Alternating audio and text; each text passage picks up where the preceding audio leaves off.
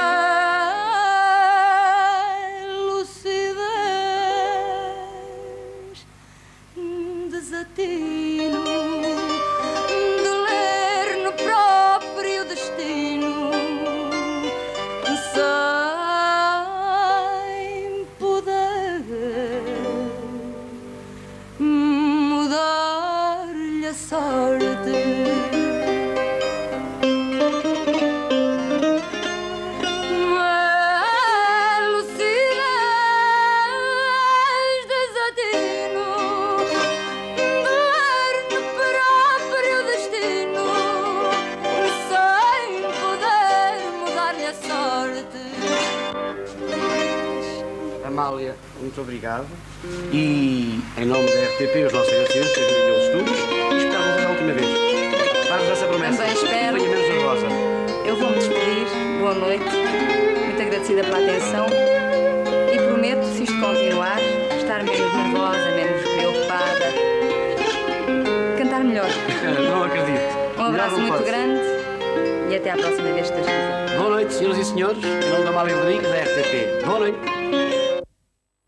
A estreia foi em 1958. Depois, Amália esteve muitas vezes na RTP. Hoje, damos início a uma semana especial, diria até muito especial.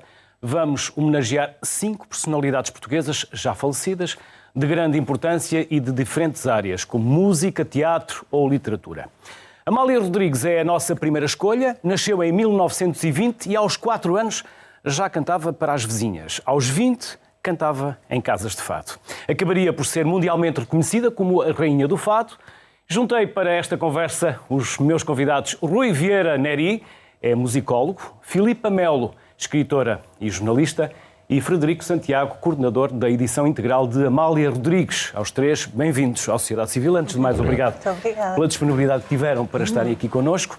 Antes ainda de falarmos de Amália, porque falamos de cultura, falamos da língua portuguesa, Rui Vieira Neri, as pessoas conhecem-no de várias atividades e várias funções que desempenhou, mas talvez aquela que foi mais pública foi enquanto Secretário de Estado da Cultura.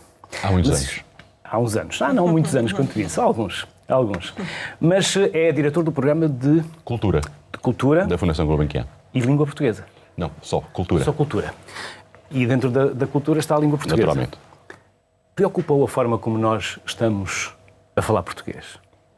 Especialmente os mais novos, cada vez usam menos palavras para falar português. Não me preocupa no sentido em que a língua naturalmente evolui com uma dinâmica própria. O que eu acho que é importante é que as pessoas tenham escolha. Se quiserem falar com um vocabulário mais restrito, é ótimo que conheçam o mais amplo e que depois usem aquilo que querem. Aquilo que eu tenho pena e que me preocupa é que o sistema de ensino não esteja a familiarizar os alunos com o património da escrita em português, com a grande escrita em português de todos os tempos, que é para depois eles poderem escolher como é que querem falar. Podem falar num estilo mais de rua, mais informal, mais coloquial, podem falar num estilo mais erudito, mas com conhecimento das hipóteses de escolha que têm. Se só têm a escolha daquelas 10 palavras do Twitter, então a escolha é muito limitada. Por isso, a língua é um organismo vivo. É. E vai vivendo também consoante os seus contextos, as suas realidades? Eu confio no português. No português enquanto língua ou no português enquanto cidadão? Mais no português enquanto língua. Filipa, coordena uma pós-graduação na Lusófona, que é sobre escrita. Sim, é a primeira Mas pós-graduação. é uma escrita muito especial. Sim, já havia pós-graduações em escrita criativa, dita escrita criativa, e eu abri há 2 anos a primeira pós-graduação de escrita de ficção. Portanto, exclusivamente dedicada à escrita de ficção na Universidade de Lusófona. E quantos alunos atualmente? Tem sido uma experiência muito interessante. Tive o máximo de alunos permitido, enfim, e que daria para trabalharmos, porque tem que haver um acompanhamento muito individual, sobretudo na escrita. Portanto, são 14, 15. Portanto, Mais já passaram rapazes, 30. mais raparigas? Não, é completamente heterogéneo, dispar. As idades. Aliás, há muitos anos que eu dou aulas de escrita criativa e faço também tutoria, que é acompanhamento das pessoas que estão a escrever romances. E é muito curioso porque aparece tudo. A escrita pode ser usada, ou deveria ser usada por todos, como uma forma de autoconhecimento e depois de autoexpressão, de organização interna. E, portanto, isso é importante para toda a gente. Quem vai a essas pós-graduações já tem uma base. Ou não. Ou não? Ou não. Ou então e quem são... ou não, como chega? É muito diferente. São muito diferentes as perspectivas e os apelos de cada um. Há quem chegue e diga, eu não consigo escrever, eu não sei escrever, toda a vida fui bancário, por exemplo, ou farmacêutico, mas eu quero aprender. E, portanto, há quem saia de lá com vontade de escrever um romance e de ser um autor famoso, não é? E já saíram alguns livros da pós-graduação, escritos depois. E quem aparece na pós-graduação tem um interesse de seguir essa via profissional? Largar a via de bancário ou de farmacêutico? Ou é por enriquecimento pessoal? Por vários motivos. Pode ser só para enriquecimento pessoal e há pessoas que chegam... Há um momento a meio da pós-graduação em que as pessoas têm mesmo que decidir se querem escrever ou não. Ou seja, se querem utilizar o seu material interno, digamos assim, íntimo, privado, para o dar às personagens. E há pessoas que optam por não o fazer. Passou pela pós-graduação o Afonso Reis Cabral, e eu queria dar-lhe os parabéns, ganhou o prémio José Saramago a semana passada. E o Afonso teve a humildade de, depois de ter ganho o prémio Leia, já com um primeiro romance, que é uma coisa espantosa, ir frequentar uma pós-graduação. Durante a pós-graduação, ele decidiu despedir-se do trabalho que tinha na altura e atacar a escrita. Portanto, este livro, este romance de onde vem o prémio José Saramago, tem um bocadinho do impulso que foi dado na pós-graduação. Frederico, cantor lírico. Sim. A voz é o seu principal instrumento, mas não só. A voz e a música em geral. Eu, desde muito novo, que... Trata bem a sua voz? Se calhar não tão bem como ela merecia, mas acho que... E como deve um cantor lírico... Diga? Como deve um cantor lírico tratar da sua voz? Eu acho que depende muito da resistência da própria voz de cada cantor. Não Nada é? de tabaco? A Cavalha, por exemplo, fumava imenso. Acho que não depende muito da resistência que cada cantor tem. Não é E no uma seu receita. Caso? No seu caso? Eu fumo. Fuma? Não muito, mas fumo. Também sou barítono, que é uma voz mais grave, portanto, mais resistente. E para além de cantor lírico, neste momento? Pois é. Antes ainda de falarmos da Amália. Eu canto no São Carlos, mas eu vou chegar à Amália porque realmente quando era novo, eu sempre tive uma paixão enorme pelo canto em si e por aquilo que alguns intérpretes conseguem fazer com a música. E eu que não ligava nada a fado, desculpa, Rui, tinha eu, por volta dos 15 anos, um dia vi a Amália na televisão, aqui na RTP, e com um fado que é o Cansaço, e percebi que realmente a Amália fazia música a um nível que eu só encontrava naqueles cantores máximos da chamada música erudita, e que me apaixonavam muito. E tive assim um embate, como é que é possível? Eu pertencer à terra onde desta mulher e não ter a consciência do que ela... ainda não ter a consciência do que ela era.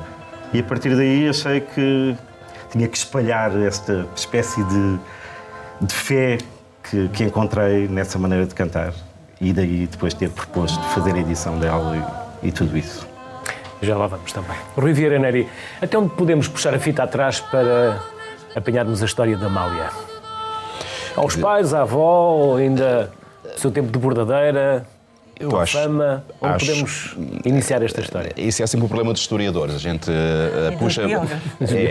puxa e chega ao Adão e à Eva, não é? Mas certamente a família tem uma importância muito grande no caso da Amália, até porque ela referia muitas vezes que das memórias musicais que tinha, algumas das mais fortes eram as da mãe a cantar cantigas raianas, cantigas daquela zona de Castelo Branco, Fundão, que tem muitos melismas, muitos ornamentos, um bocadinho espanholadas. E até é muito engraçado porque quando a Amália começou a cantar, e a cantar de uma maneira que era um bocadinho diferente do que era habitual no fado, havia quem a acusasse de espanholice, de espanholismos, justamente porque ela ornamentava muito, parecia que estava a fazer flamenco à volta do fado. Depois passou a ser a norma, como é quase sempre o caso com a Amália. Ela faz coisas diferentes, as pessoas dizem isto já não é fado, e depois a seguir isso é que passou a ser o fado. E o desafio a seguir que ela lança volta a ser isto já não é fado, e depois passou a ser porque ela conseguiu conquistar terreno. Portanto, certamente para a infância. Depois, para esta cultura da Lisboa dos anos 20, 30, nos bairros populares, nos bairros muito pobres, bairros com uma ligação à terra fora da cidade, bairros que fabricaram uma cultura popular lisboeta com uma música muito característica, em que o fado se desenvolveu e que são memórias que ela absorve desde muito cedo. E depois, naturalmente, o salto dela para uma carreira profissional, a partir de 38, 39, que chega a patamares nunca vistos para um fadista. Primeiro com o teatro, com as casas de fado, com o teatro, com o cinema, depois com uma carreira internacional como nenhum músico português de música popular urbana tinha tido, enfim, e o resto é história, não é? Como se diz. Portanto, certamente que estes primeiros anos são decisivos para se perceber o cruzamento de fatores nisto. Mas depois há um fator extraordinário que é a personalidade da própria Amália. Quer dizer, ela é o produto do meio, é o produto do contexto, mas é o produto de si própria. Ela constrói-se a si própria, muitas vezes contra aquilo que seria a expectativa do contexto. Uma mulher que praticamente não tinha estudos académicos nenhuns, mas que tinha uma sensibilidade poética e artística e cultural requintadíssima, que gostava de conviver com gente da cultura, da arte, da literatura, da poesia, da música, e aprendia como uma esponja. E foi uma autodidata que, enfim, depois se fez uma poeta muitíssimo boa, com uma sensibilidade musical muito grande, e isso ela foi conquistando, ela foi construindo. Foi ela que começou a fazer concertos de fado à séria, num circuito musical que não estava nada preparado para isso, e o fado também não estava preparado para isso. Portanto, ela inventa-se a si própria de uma forma absolutamente genial. Filipa. Bem, eu estou a preparar uma biografia da Amália Rodrigues para a coleção da Contraponto de biografias. E onde começa a biografia? No Adão e na Eva? E, portanto, estou a investigar. Nem tudo poderei dizer daquilo que eu vou descobrir. A minha relação com a Amália vem da minha ligação familiar ao João Belchior, que foi durante muito tempo o agente artístico da Amália, braço direito da Amália, que era uma pessoa, eu achei curioso dizer o requinte. A Amália era uma pessoa extremamente requintada. E com um sentido estético apuradíssimo. Há aquilo que eu sinto consoante vou investigando e encontrando várias imagens da Amália, é que de facto ela construía-se a si própria. Portanto, ela tinha plena noção do que é que estava a representar naquele momento, do que é que ela era e do que é aquilo que ela queria ser. Há muito da imagem da Amália, ídolo nacional, que tem a ver sobretudo com os últimos anos e com uma aclimação enorme, não é? Que abafa uma outra Amália, que é uma Amália humana, que é aquela, enfim, que me apaixona, e que eu vi a primeira vez a partir na casa do Brejão, na praia. Eu era muito pequena, portanto fui lá por causa do João Belchior, e vejo de repente uma mulher que parece um pássaro. Ela usava assim uns palandraus enormes, e quando ela canta é assim uma muito coisa... pequenina. Sim, é uma coisa extraordinária, porque aquela voz tem imensas tonalidades emocionais. Evidentemente há a questão da música, mas tem muitas tonalidades emocionais, e muito requinte e muito preciosismo até, poderão falar melhor do que eu, no uso exato do tom naquele momento, coincidindo com uma emoção. E eu acho que a vida também foi assim, foi tom por tom, ao contrário do que muitos pensam, com uma ideia muito clara do que queria. Não lhe vou perguntar o que de inédito terá essa biografia, até porque provavelmente não me iria responder, mas onde começa essa biografia e onde começam esses primeiros passos da sua investigação, mesmo nessa infância? Eu não sei, enfim, eu estou a escrever, mas não estou a escrever do início. Não sei se esta biografia vai ser uma convencional biografia com ordem cronológica. Não me agrada muito, portanto acho que não vou começar por aí. Talvez comece, mas enfim, não garanto nada, mas talvez comece precisamente por esta imagem da Amália e a forma como ela foi construindo. Um dos primeiros momentos ela canta no Retiro da Severa, em 1939, com 19 anos, e em 1943 está a cantar em Madrid e vai a um espetáculo de Flamengo, onde ela... E a partir daqui é um boom extraordinário. E quando chega ao Brasil? Um sucesso absolutamente extraordinário. Esta história, por acaso, é muito engraçada, porque a Amália gostava muito de cinema. Ia muito ao cinema, aos cinemas de reprise mais baratos, então os filmes passavam a um preço mais barato. E em 36, salvo erro, há um filme espanhol chamado Carmen la de Triana, em que a Império Argentina cantava coplas de flamenco, etc. E ela sabia de cor, viu muitas vezes o filme, sabia de fora as cantigas todas. Quando chegou a Madrid e foi ao tal café-concerto, não é? Estava a Império Argentina e ela teve o descaramento de cantar diante da Império Argentina Los Piconeros e com um sucesso enorme. A Império Argentina adorou, elogiou muito. E isto foi também outra inteligência dela, perceber que ela tinha que levar o fado, mas que tinha que o cruzar com muitas outras músicas. Ela dizia, eu canto tudo que me sabe a fado. Qualquer que seja a língua, qualquer que seja o género.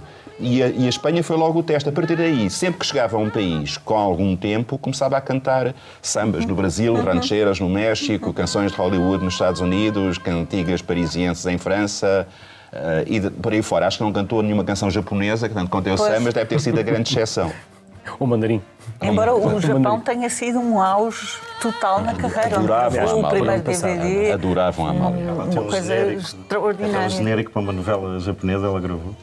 Gravou? Sim. Em inglês ou... Não, em português. Em português. Já no final dos anos 70. E na musicalidade da Amália, a Filipa falava nesta parte emocional que a voz tinha. Pois eu, como dizia o Rui, a Amália era uma esponja. E há uma coisa que nós não nos podemos esquecer. A Amália estreia-se em 39 e ela teve uma sorte enorme de, exatamente nos anos em que se estreia, ter um público internacional à sua frente. Porque Lisboa estava cheia até de alta sociedade estrangeira, não é? Refugiada da guerra. E inteligente como era, ela no fundo estreou-se no estrangeiro, nas casas de fado. Porque tinha ali pessoas com uma exigência altíssima e aprendeu a responder ao que eles queriam. Portanto, com toda a inteligência musical e anímica, não é? E essa capacidade que ela tinha de colorir quase cada sílaba, nem é só cada palavra, da maneira certa e que faz essa emoção extraordinária, foi um cúmulo de requinte, não é? E que surgiu em Portugal logo entre 39 e 45, e depois ela, a partir de 44, começa uma grande carreira internacional, não é? Ela é, como disse o Rui, a primeira fadista a fazer concerto, mas já vai com essa inteligência de performance que aprende cá. Mas, por outro lado, há uma mistura, porque... estava a dizer, ela constrói, se ela aprende consigo própria, ela constrói um caminho. Mas à partida já era tudo muito bom. Claro. O material de base era estava no Retiro da Severa, quando ela cantou pela primeira vez lá, para o Armandinho, que era o grande guitarrista, e que, ao que parece ter-lhe dito, a menina vai ser a maior fadista de sempre. O que não era pouco, era o maior guitarrista, o homem mais respeitado do fado de Lisboa, e há uma miúda com 18, 19 anos que chega e canta e ele não tem dúvidas de dizer, já é a maior. A voz do oráculo. Já é a maior de todos. Não é uma fezada, não é um... Não é um palpite. Não é um palpite, é um sábio que reconhece o gigante pelo dedo, como se diz. Mas depois, isso dá-lhe espaço, ela já é a Amália, mas dá-lhe espaço para a maneira de crescimento e de evolução. Eu queria só lembrar, em 49 ela faz um espetáculo, nos espetáculos integrados no Plano Marshall, portanto, de apoio à Europa. Ela Para quem não sabe, o Plano Marshall foi o plano para a recuperação da Europa depois da Segunda Guerra Mundial. E que ele voa a muitos países. Sim, e em Berlim ela canta vestida de branco, com coberta de ametistas. E quando eu vi isto, eu não sabia, enquanto estava a investigar. Noutras alturas ela veste-se de preto, não é? Isso. E naquele momento ela veste-se de branco e põe as ametistas. Ela tinha uma noção de performance, como diz, extraordinária e um bom gosto fantástico. Por exemplo, nas roupas que eram feitas ela própria. Um exemplo que eu acho extraordinário, que é nos anos 70, quando o microfone deixa de ser fixo e passa a ser de mão. Muitas vezes ela, aquela famosa estrela de brilhantes que ela usava, põe-na no pulso, porque sabe que ela vai estar assim. E às vezes são coisas deste nível pormenor que mostram o requinte extraordinário que ia desde a maneira como atacava a nota até à maneira como olhava. Mas era uma pessoa tímida. Pois, eu acho que era construiu uma imagem, mas era uma pessoa tímida. Eu acho que era muito. Era como quase todos os grandes são, não é? Não, tem um mundo interior tão grande e tão... Ela tem uma entrevista em que diz: eu, se dissesse tudo o que penso, achavam que eu era louca, porque eu estou fora da razão dos outros. E acho que isso mostra um bocadinho aquele mundo que ela tinha interior que só o mostrava através da sua arte. E, portanto, era tímida. O cinema foi um palco muito importante também para a carreira de Amália. Estreou-se em 1947 com um grande sucesso, Capas Negras. Vamos rever cenas deste e de outros filmes que protagonizam.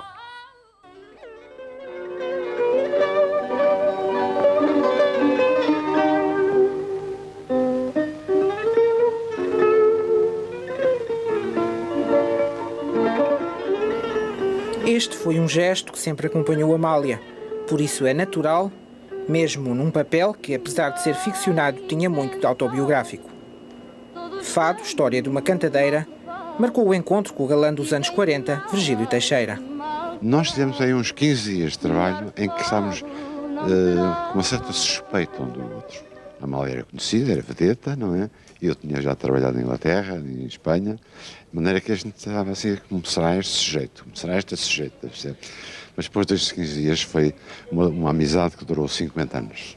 A estreia de Amália no cinema foi em 1947 com Capas Negras, 22 semanas consecutivas no Cinema Contes. Em 1955, o selo da Columbia Films para Abril em Portugal. Amália a cores ao largo do Tejo e namorava meio mundo. Solidão de quem tremeu à tentação do céu e desencanto, eis o que o céu me deu. O mesmo rio dá o título aos Amantes do Tejo, a melhor imagem de Amália no cinema. Vá lá, faça lá isso ao rapaz. São só 3 meses. É só tempo de esperar um barco que não tarda aí. Faz isso por mim? Faz? Não há quem resista. Vá lá. Como coisa. E com este... Neri, a Amália também teve poetas e letristas a seus pés e a escreverem para ela. Quando a Amália começou a cantar, ela cantava... Ferreira, por exemplo, não é? Já aqui falámos. Nas várias fases da vida dela, ela canta poetas diferentes. Ela começa por cantar os poetas populares de Lisboa, sobretudo o João Linhares Barbosa, que era um letrista com letras muito simples, mas muito expressivas, com um sabor muito fadista. Depois, quando ela começa a cantar os fados de revista do Frederico Valério, trabalha com o José Galhardo, com aqueles letristas de revista que já fazem coisas com refrão. Mas ela sente-se um bocadinho insatisfeita com, digamos, com os clichês do género poético tradicional, do fado e de revista. E, portanto, logo a partir do princípio dos anos 50, começa a atrever-se. Há uma história engraçada. Ela resolve cantar o Fria Claridade, do Pedro Almeida Melo, e canta sem pedir autorização ao Pedro Almeida Melo. E um dia encontra-se com o poeta e fica muito atrapalhada, Sr. Doutor. Não só o canta, como até o constrói um bocadinho à sua maneira, não é? Exatamente, ainda por cima, não é? E fica um bocadinho atrapalhada, Sr. Doutor, eu não lhe falei. Minha senhora, a senhora fez com que a minha poesia subisse até ao povo, não é? E depois, logo a partir daí, começa a arriscar cada vez mais, a cantar coisas do jovem David Mourão Ferreira, que era o fim dos jovens talentos da Távola Redonda, do Luís de Macedo, que era outro dos poetas dessa leva, do Sidónio Muralha, curiosamente um homem da oposição antifascista, um homem que teve que se exilar no Congo, mas cujos versos ela cantou, e ela estava à procura de versos com mais consistência, porque com resistência melhor à sensibilidade dela. E depois, tinha um problema, é que os fados tradicionais tinham aquela forma em quadras, quintilhas e cestilhas de 7 sílabas e, portanto, ou o poema encaixava nessa forma ou então não podia cantar. E depois o encontro com o Alain Alemã é decisivo, porque o Alain Alemã, que é um jovenzíssimo compositor francês que vivia aqui em Lisboa, lhe escreve músicas adaptadas à métrica de qualquer poema. Portanto, ela pode começar a cantar poemas que normalmente não encaixariam numa forma de fado. Começaram logo com o Vagamundo, do Luís Macedo, não é? Com uma métrica completamente irregular, e isso dá-lhe a possibilidade de começar a cantar coisas tão espantosas e tão inesperadas no fado que até chegou a Camões, com grande escândalo. E depois, a seguir, já no final da carreira, começa a ter a coragem de cantar os seus próprios versos.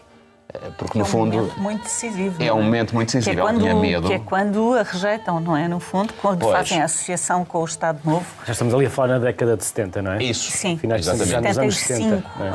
Ela, desde o início, gravou algumas coisas dela. Sim. Às escondidas. Ela, por exemplo, o Que Estranha Forma de Vida, ela tinha vergonha de aparecer como compositora. Uma menina não faz verso, a não ser para o namorado lá em casa. E, portanto, pediu ao Varela Silva, que era na altura casado com a irmã Celeste, para registar em nome dele na Sociedade de Autores a letra do Que Estranha Forma de Vida. Tinha vergonha, não é?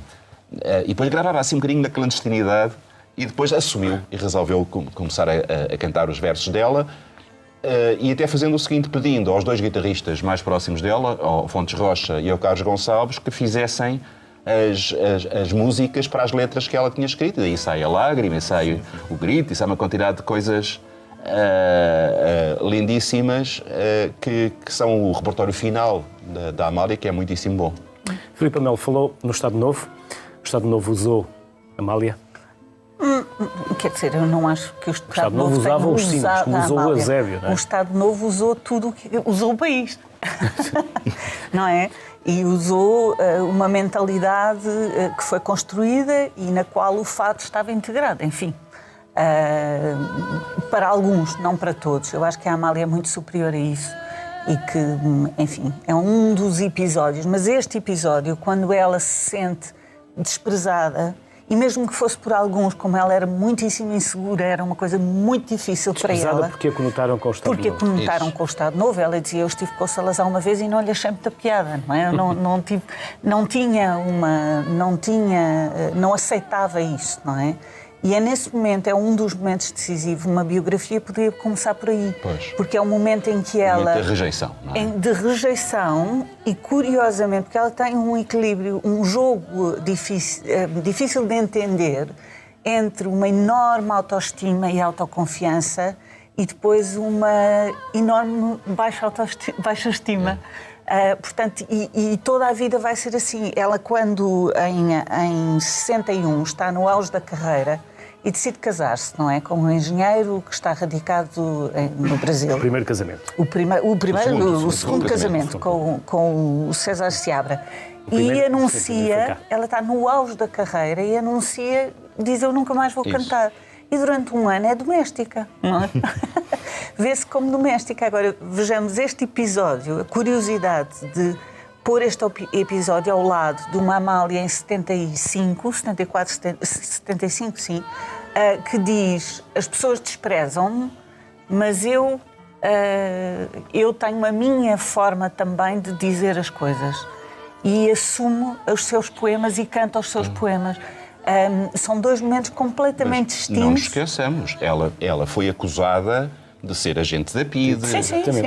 A casa teve à beira de ser invadida. Só não foi invadida porque o José Manuel Osório, que era um fadista comunista, se pôs à porta da casa para explicar aos manifestantes que a Amália era uma cantora do povo. E isso magoa imenso. A Amália... E ela foi inclusive preso pela PIDE. Exatamente.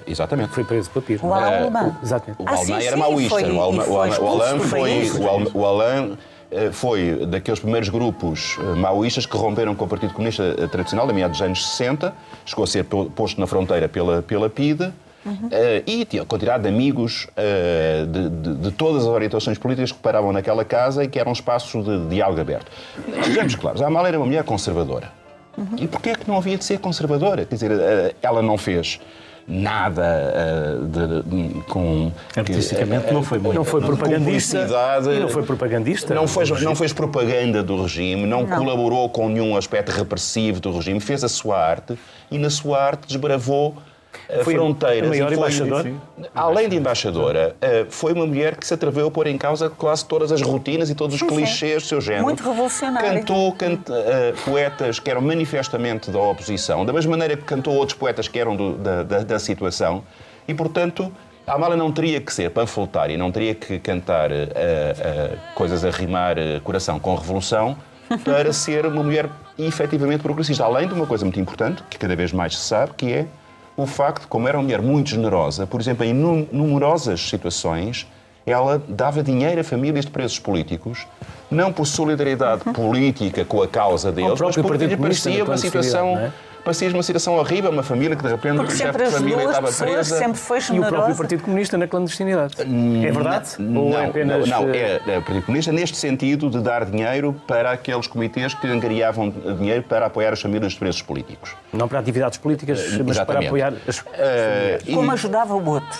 Exatamente. Ajudou outras pessoas, várias, múltiplas ao longo da vida. Mas sentiu-se muito magoada, muito ferida e nunca recuperou inteiramente dessa ideia de que, afinal de contas, que não a amavam tanto como ela achava. De onde veio essa ideia, na altura?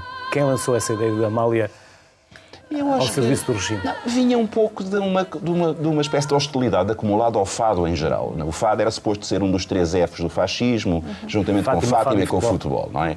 E isto fazia parte dos clichês, digamos, correntes. Eu, quando era miúdo, eu estudava música clássica, estudava história, e as pessoas achavam muito estranho como é que eu gostava de fado. E por cima era reconhecidamente um miúdo de esquerda. Como é que eu gostava de uma coisa tão conservadora, tão reacionária? Isto, além de tudo mais, é não conhecer a história do fado, que, como sabem, teve uma associação muito grande ao movimento sindical, aos fados operários e republicanos, no princípio do século. Não gostava nada de fado. Exatamente. E, portanto, o Salazar não gostava mesmo nada de fado. Portanto, e o Estado Novo, a principal preocupação que tem em relação ao fado nem isso é censurá-lo.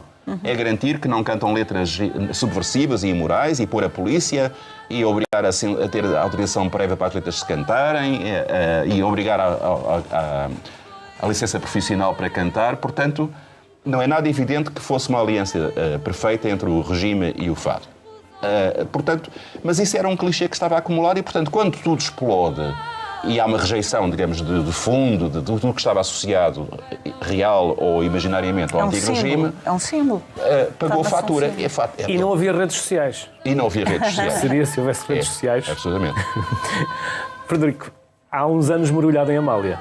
É verdade. Há quantos anos e em que projeto? Sim, mas pode acrescentar o que quiser. Eu acho que a Amália, no seguimento desta conversa, é sobretudo muito independente. Não é? Eu diria que era superior. Sim, mas estaria acima de... É muito independente. Ela tomava muitas posições sabendo-as, mas só as tomava porque gostava do que fazia. Não é? Acima de tudo está o seu bom gosto extremo, artístico. E ainda há bocado falávamos... Ela, por exemplo, quando canta A Trova do Vento que Passa, que a grava em 69... Ela sabia que o mesmo poema tinha sido proibido pelo Adriano Correia de Oliveira. Portanto, isso é quase um aval. Mas ela só o fez porque gostava daquilo, não é? Há sempre um lado estético e artístico que está acima disso tudo.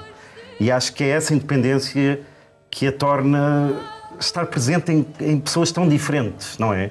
Eu acho que é a única artista que pode estar às 4 horas da tarde no Lincoln Center e às 7 na tasca mais rasca, desculpem o termo, e não ter que adaptar nada na sua maneira artística e estar bem nos dois lados. Não conheço outro. Não conheço outro.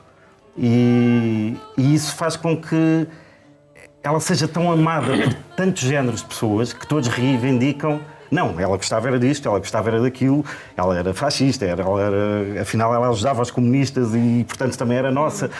Mas não, acho que ela era completamente transversal. Todos quiseram reclamar Amália para si.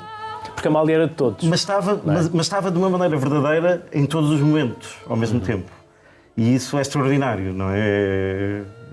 Não sei, é único, não conheço outro artista assim. E onde é que está mergulhado neste momento? Qual é o projeto? Quando começou e é para estar concluído? Pois, isto é quando eu mergulhei neste projeto, eu propus ao Valentim de Carvalho, porque, começando atrás, eu, para além de gostar muito de música, gosto muito de discos. E de edições e de... Em vinil ainda? Também, mas acho que nós hoje em dia vivemos uma coisa muito estranha, que é, quando a tecnologia está no auge, nós ouvimos música em mono. Nos telemóveis com um som péssimo, não é? Quando os nossos pais tinham aparelhagens fantásticas. Portanto, retrocedeu-se muito desse ponto de vista. E os discos da Amália, ainda no tempo em que se ligava ao som, tinham um som péssimo, estavam muito maltratados.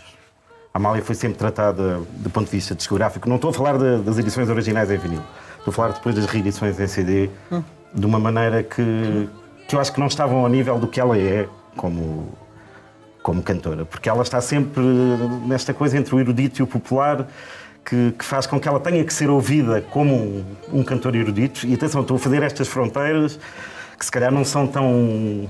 São porosas.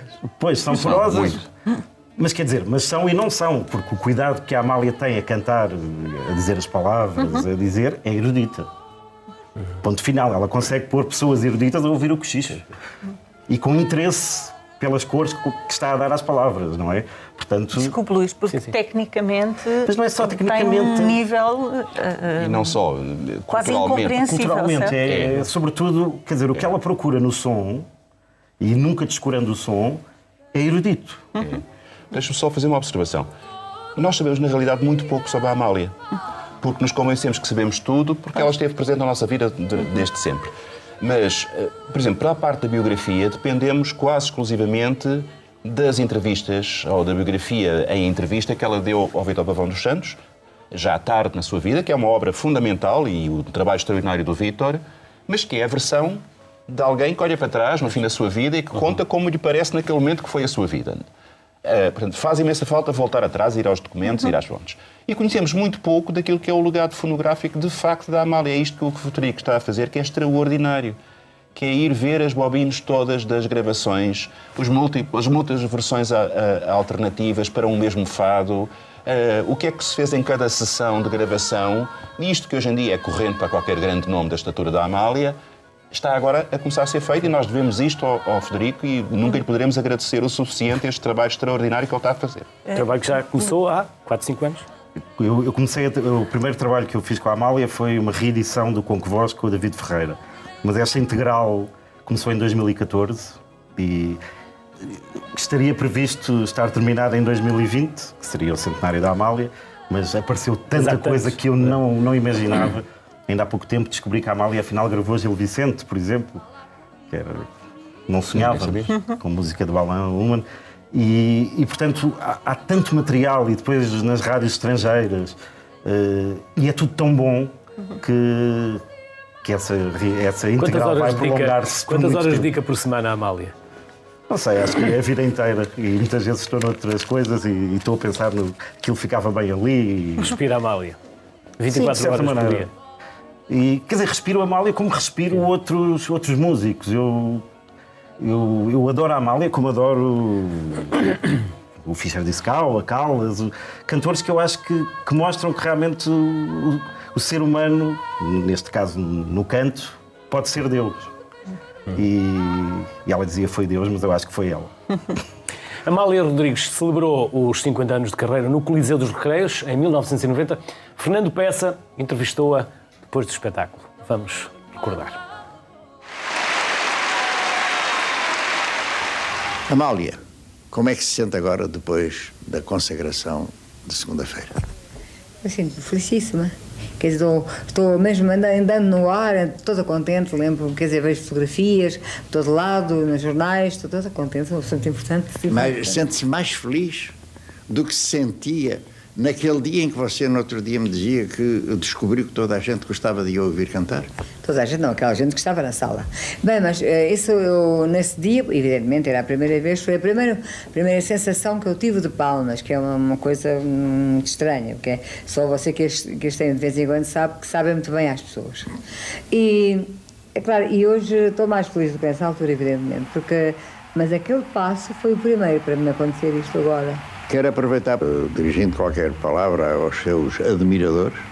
Pois, os meus admiradores já lhes tenho dito tantas palavras, já lhes tenho agradecido tantas vezes as coisas que me têm dito a mim, as coisas que me têm escrito, as palmas que me têm dado, até as sopas que vêm trazer-me aqui, que vêm, souberam que eu gosto de uma sopa, por exemplo, de feijão, vêm trazer sopas de feijão, carapaus fritos e todos esses que gostam muito de mim, aqueles que gostam muito de mim, bem-ajam. Há 50 anos a cantar, o fôlego ainda não lhes falta, graças a Deus? Bem, o fôlego sempre me faltou porque eu sempre tive bronquite asmática desde miúda. É claro que não tinha tomado tanto antibiótico, nunca tinha fumado quando era miúda, a voz era cristalina, era fresca, era nova, quer dizer, mas, quer dizer, eu sinto-me feliz a cantar e enquanto as pessoas não me abandonarem, eu não deixo de cantar. Eu não preciso nada de me retirar em beleza, porque isso não me importa nada, nem me diz nada para mim. Também não tem nada que se preocupar, porque eu dizia no outro dia, quando a Amália começou a cantar, ninguém mais falou na Severa. A Amália canta agora. Já há por aí quem queira imitá-la, mas não consegue sequer igualá-la. Nem nunca vai conseguir. No dia em que a Amália deixar de cantar, tem uma consolação. Ficam cá os discos, não é? Sim, realmente há realmente vestígios e marcas que eu deixo que a Severa não deixou. A Severa deixou uma coisa que a imortalizou, que foi um filme. Sei. Eu tenho a impressão não era da Severa, que era a Dina Teresa. Não teria sido o Marquês que imortalizou a Severa? Talvez. Você nunca arranjou o Marquês? Amortalhou também, a segunda peça. Acho que a matou. Mas eu acho que a Severa, quer dizer, ninguém tem um disco da Severa e, portanto, eu ganho a Severa nisso. Com uma voz que vai ouvir-se per omnia secula seculorum.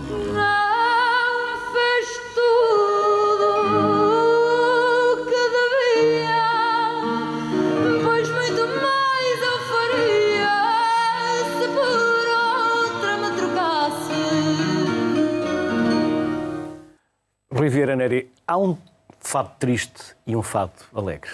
Amália era mais triste?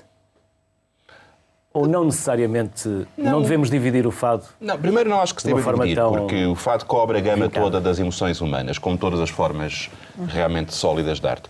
E a Amália também. A Amália, quando canta os caracóis caracolidos, ou quando canta marchas populares, ou mesmo quando é jovem cantava um Almequer pequenino, cantava coisas alegres, bem dispostas, embora de facto haja ali um lado dramático que também tem um bocadinho a ver com a postura dela na vida, que era um bocadinho uma trágica, não é?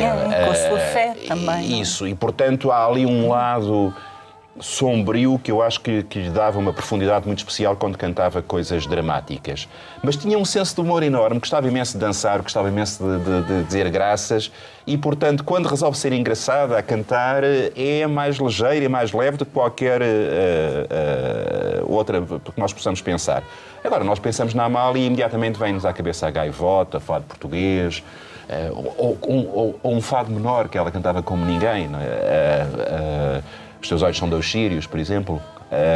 E, portanto, é esse lado mais dramático que nós associamos à imagem dela. E depois o facto de ela ter construído aquela imagem do vestido negro, da mulher sozinha em cena a cantar coisas tristes, A imagem que ela projetou, por exemplo, nos Amantes do Tejo, em 55, aquela figura muito chique de negro, com uns adereços de joias em cima, mas cantando a saudade do amor que partiu, com o Daniel Gelan a traduzir muito comovido para francês as palavras que ela estava a cantar. Tudo isso construiu uma imagem que, no fundo, está adequada a essa ideia de uma Amália trágica e dramática, que não impedia de expressar outros sentimentos.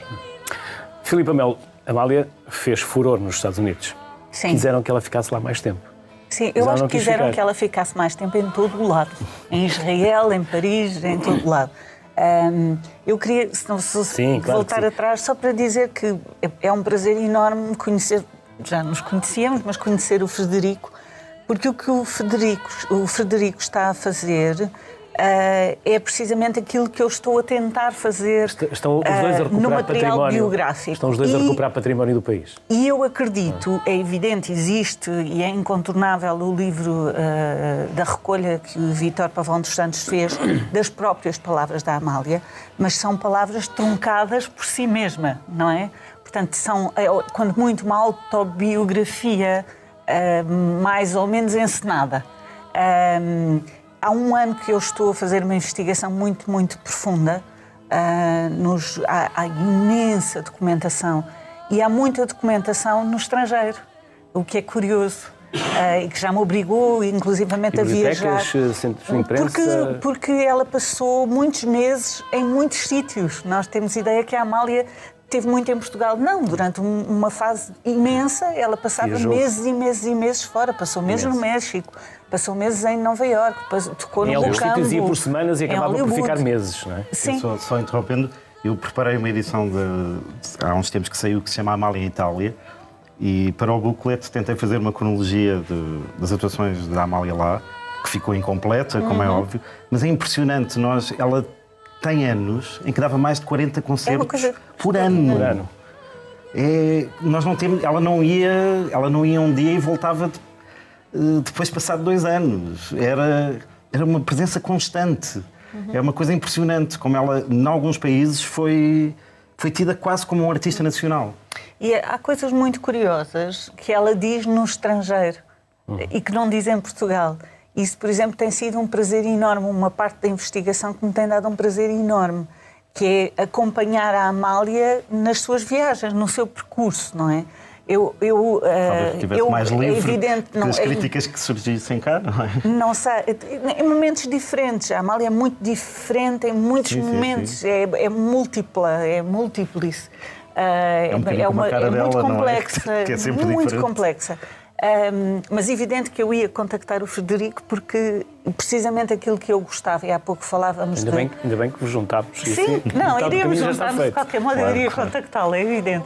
Mas eu tenho estado a preparar-me, digamos assim, porque de facto há muita documentação e eu achei que para uma biografia da Amália e para a Amália merecia que todas as coisas fossem vistas e revistas a pente fino, digamos assim. Mas há pouco falávamos sobre a escrita. E temos estado sempre a falar sobre a voz, não é? Eu quando ensino a escrita, digo sempre que as pessoas têm que procurar a sua voz. Nós conhecemos a voz da Amália. Aquilo que eu tenho tentado e que eu espero conseguir é perceber qual é a vida que está dentro daquela voz em cada momento. Não sei se vou conseguir. Mas eu acho também que ela só cantou como cantou porque tinha cabeça de escritora. Ou de poeta? De escritora, poeta. E por falarmos em voz, vamos juntar mais uma voz à conversa. É a Joana Machado, investigadora na Fundação Amália Rodrigues. Está a desenvolver uma dissertação sobre o papel de Amália durante o período de Estado Novo. Olá, Joana. Bem-vinda à Sociedade Civil. Olá, boa tarde. Joana, quando Amália entrou na sua vida? Isso temos que voltar a 10 anos atrás, quando eu tinha 12 anos e descobri tudo aquilo que ela fez pelo nosso país. Com 12 anos? 12 anos. Neste Descobriu por si ou alguém lhe levou a Amália até si? Tive a sorte de visitar a exposição que houve no Panteão Nacional, por altura dos 10 anos da morte da Amália, e fiquei apaixonada como qualquer outra pessoa. Qual o papel da Amália para as novas gerações, Joana? Essa pergunta é muito difícil, mas eu creio... As novas gerações ouvem Amália, conhecem Amália, sabem Amália? eu acho que toda a gente conhece a Amália e nós vemos isso aqui na casa quando temos crianças a visitar a casa e eles sabem logo, a Amália é fado. E de alguma forma sabem que a Amália é a voz do seu país e não sabem porquê, é engraçado. Eu não me lembro da primeira vez que me apresentaram a Amália, mas desde miúda que eu conheço a Amália e sei que a Amália é fado, que a Amália é voz. O que investiga concretamente em relação à Amália, Joana? Ora, na Fundação, e nós investigamos a Amália mulher, se é possível conhecer a Amália na totalidade, não é? Era mundos, é mundos, aliás. Nós tentamos perceber a carreira dela, que é muito difícil, porque ela fez o favor de não guardar nada, não se levava a sério para isso. Tentamos descobrir a voz e os países que ela passou, a carreira internacional dela, perceber tudo o que ela fez por nós. Joana, felicidades, parabéns e até uma próxima. Obrigada, com licença. Muito obrigado pela disponibilidade que teve para estar connosco aqui no Sociedade Civil. Já não temos muito tempo, mas como foi a Amália depois do 25 de Abril? Foi uma mulher muito amargurada. Teve, de repente, uma saída da crise em que caiu porque o Jean-Pierre Lafay, o agente francês dela, lhe conseguiu organizar uma série de turnês que fizeram uma grande fase final de internacionalização da Amália. E, portanto, foi um dos períodos em que ela, de facto, teve muito pouco tempo em Portugal, porque voltou ao Japão, Itália constantemente, em França, por todo lado. Também faleceu o marido. Isso mais tarde, sim, mas quer dizer, esta redescoberta de que tinha um público internacional que a reconhecia, que a amava, que a aplaudia, como se calhar incondicionalmente, funcionou como uma espécie de antídoto àquela ideia que ela tinha de rejeição, que se calhar até foi artificial, porque no fundo houve muito barulho, mas as pessoas continuavam a amar a Amália e a dar-lhe carinho, as pessoas encontravam-na na rua e davam-lhe... Mas ela estava tão ferida que, de facto, ter esta possibilidade de reencontro com um público internacional foi muito importante para ela. No fim da vida estava amarga, até porque era cercada muitas vezes por gente que encorajava um lado muito negativo, de Amália, este país não lhe dá o valor que a menina tem, que a Amália tem, e são os ingratos. Uma espécie de lamúria, não é? E havia uns amigos mais, eu acho, mais conscientes, o João Belchior, a Maluda, que diziam, não, que disparate, a Amália, não há ninguém que faça um público tão unânime como a Amália. Mas ela caiu um bocadinho, e depois o próprio facto de fisicamente estar em crise, de estar doente, da voz estar a começar a falhar, era no fim mesmo da vida, quando ela já não cantava em público, uma conversa com a Amália implicava que ela estava constantemente a cantar. Para si, na conversa, ela tinha necessidade de continuar a cantar, tinha um desgosto enorme de já não poder cantar em público. Portanto, ela morreu, acho que amargurada e com uma sensação de que o país não a tinha reconhecido como ela mereceria. Filipe, e problemas financeiros na parte final da vida? Sim, eu acho que, enfim, para além dos problemas financeiros, da morte do marido, tudo isso, o que eu estava a pensar era, houve sempre uma solidão na Amália. Mesmo no maior concerto, no Mocambo, a cantar no Mocambo em Los Angeles, há uma espécie de uma aura de solidão, que eu não sei se é amargura, eu que noto mais com solidão, introspeção, a capacidade de ver as coisas por dentro, que se refletia na música. Enfim, eu estou a trabalhar isto, não é? Eu tenho a vantagem de não ser exclusivamente biógrafa, eu sou romancista também.